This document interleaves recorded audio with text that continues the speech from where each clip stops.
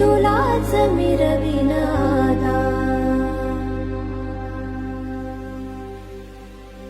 मी तुझ्यात विरता माझी राहिलीच ओळख काय, माझी पंढरीची माय, माझी पंढरीची माय।